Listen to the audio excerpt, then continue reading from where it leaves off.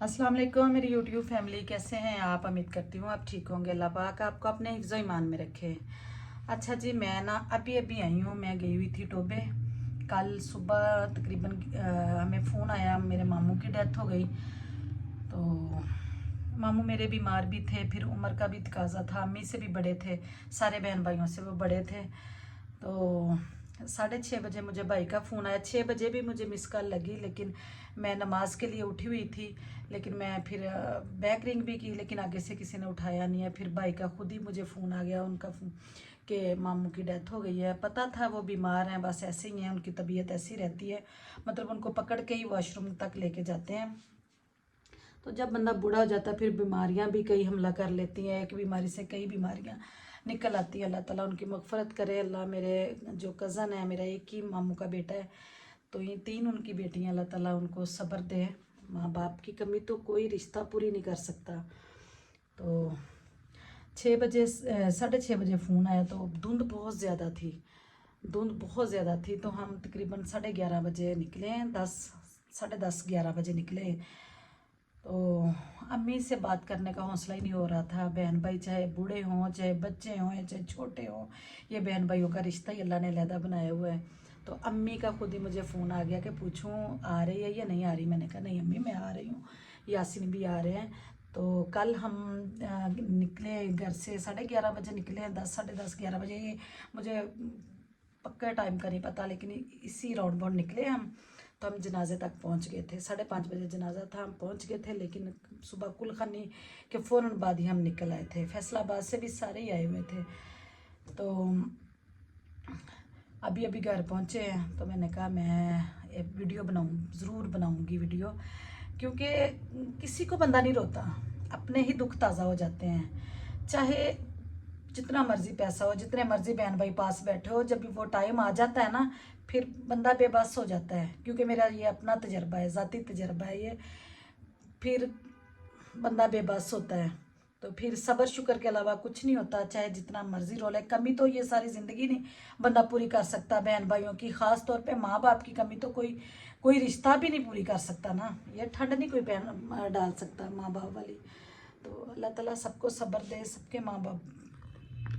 तो अपने घर का एक सुकून ही अलहदा होता है। घर पहुँचे हैं, खैर वाफियत से घर आए हैं, तो सबसे पहले ये जूतों का बखेरा बिखर जाता है।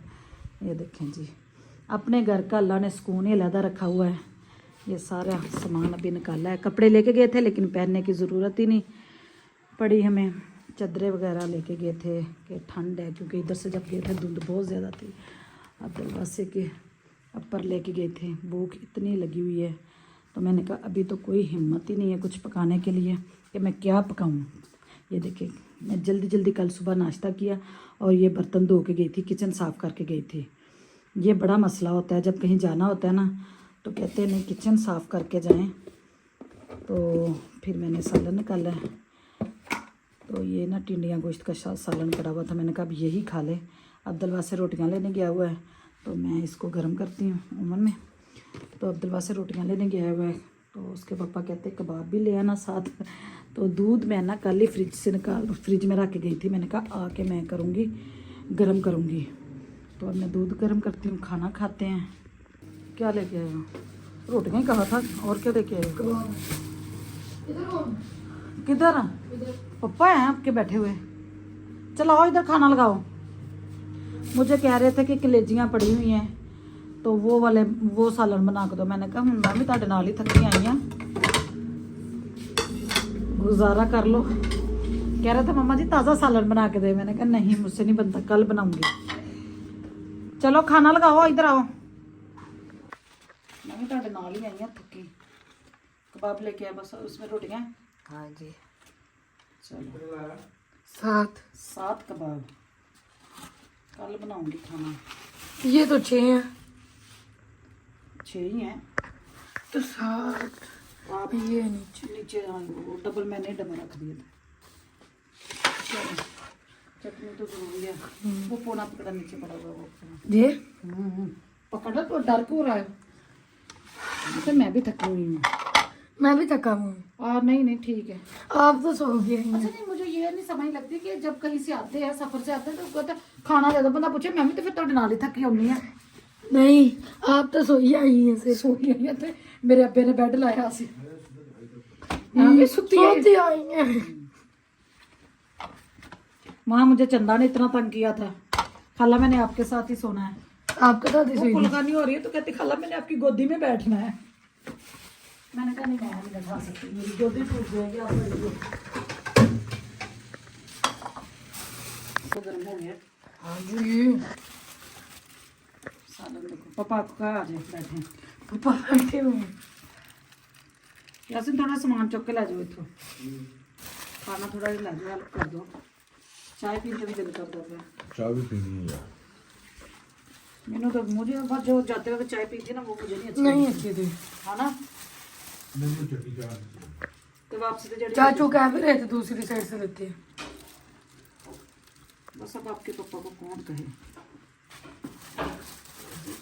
ये है खाना घर का ही हो, चाहे जहाँ मर्जी चले जाए। जो सुकून अल्लाह ताला ने अपने घर में रखा है ना, घर चाहे जैसा भी हो, अल्लाह ताला ने घरों का सुकून ही कुछ ऐसा रखा हुआ है। अल्लाह ताला हर किसी को अपने घर का सुख सुकून दे। तो जी आप लगे हैं खाना खाने। चले जी हम लगे हैं अब खाना खाने। ये 2 सालन मैंने मिक्स कर दिए हैं।